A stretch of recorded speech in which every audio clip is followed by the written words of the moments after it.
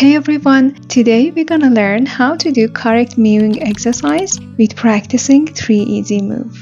Mewing aims to correct the resting position of the tongue, which can affect the lower face. It can help tone and define the jawline by strengthening the muscles in the face and neck. Our first exercise is knocking exercise. Practice doing this exercise with your tongue for 10 seconds. You should hear the sound. Exercise number 2 is to hold your tongue behind your upper teeth and tilt your head up and down for 10 seconds. And lastly, exercise number 3, with your mouth open, try to say sing, emphasizing at the end of the word.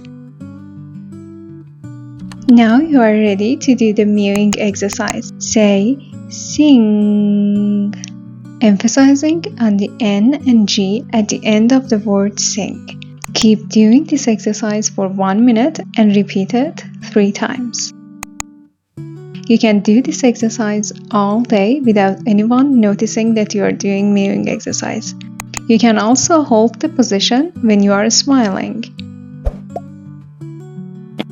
So this was it for today's easy tutorial. I hope you liked it and it was helpful for you. See you next one. Bye!